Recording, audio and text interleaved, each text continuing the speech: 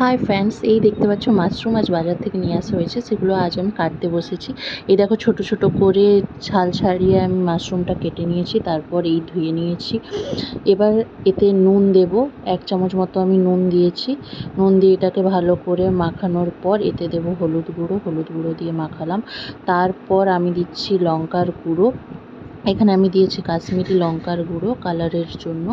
তারপর দেব একটুখানি গরম মশলা গুঁড়ো। এগুলোকে সব একসাথে মিশিয়ে ঠিক করে ম্যারিনেশন করে আমি 10 মিনিট রেখে দিলাম। এবার 10 মিনিট পর আমি আর যে সবজিগুলো লাগবে কেটে নেব। এখানে ক্যাপসিকাম, পেঁয়াজ কুচি, টমেটো কুচি যেটা পেস্ট করা হবে, আর কিছু পেঁয়াজ এটা পরে দেওয়া হবে। এবার দিলাম কড়াই তেলটা গরম হওয়ার পর এই মাশরুমগুলোকে ভেজে নেব, যেটা ম্যারিনেশন করা ছিল। ভাজার পর ভাজা হয়ে গেল। এবার আমি তুলে নিলাম। তুলে নেওয়ার পর অল্প থেকে একটু গ্রেভি বেরিয়েছে, ওই গ্রেভিটা দেখাবো তোমাদের পরে এর কাজ কি।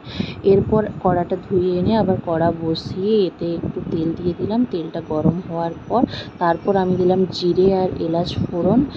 এটা ভালোভাবে লাল হয়ে যাওয়ার পর নেড়ে চেড়ে এবার দিয়ে দেবো পেঁয়াজ কুচিটা ঠিক করে একটু ভাজা হয়ে যাওয়ার পর ব্রাউন হয়ে আসবে।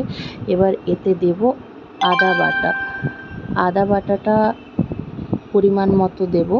আমি 3 চামচ মতো দিয়েছি আদা বাটাটা একটু নাড়াচাড়ার পর তারপর আমি দিয়েছি হলুদ গুঁড়ো, লঙ্কা গুঁড়ো, কাশ্মীরি লঙ্কা গুঁড়ো দিয়েছি, এমনি লঙ্কা গুঁড়োও দিয়েছি। তারপর আমি এখানে ভালো করে 3-4 মিনিট নেড়ে তারপর আমি দেবো রসুন কিন্তু আমি পেস্ট করিনি, এখানে থেঁতো করেছি। পেস্ট করেও তোমরা দিতে পারো। তারপর যে গ্রেভিটা বেড়েছিল ওই গ্রেভিটা আমি ওতে দিয়ে দিলাম। তারপর টমেটো আর কাজু পেস্ট করে একসাথে 3-4টে কাজু নিয়ে পেস্ট করে ভালোভাবে ওই পেস্টটা ওতে দিয়ে দিয়েছি। তারপর ছাতু ভাজাটা মানে মাশরুম ভাজাটা দিয়ে দিলাম।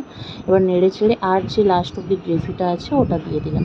তারপর নাড়ার পর ওই পেঁয়াজ আর ক্যাপসিকামটা দিয়ে দিলাম উপর থেকে। ওটা কিছুক্ষণ 5-10 মিনিট মতো সেদ্ধ হওয়ার জন্য নাড়লাম। এরপর চিনি দিয়ে দিলাম। চিনি দেওয়ার পর ওটাকে ভালো করে মিক্সড করে নুনও দিয়েছি, নুনটা আমি স্কিপ করে গিয়েছি। এরপর জল দিয়ে দিলাম। জল দিয়ে দেওয়ার পর ভালোভাবে 10-15 মিনিট ফোটার পর তারপর নামিয়ে নিলাম গরম মাশরুমের কষা। তো যদি আমার ভিডিওটা ভালো লেগে থাকে এবং রেসিপিটি ভালো লেগে থাকে অবশ্যই like, comment, share and subscribe করে দিও। এরকম নতুন রেসিপি জানতে গেলে অবশ্যই আমাকে ফলো এবং লাইক করো।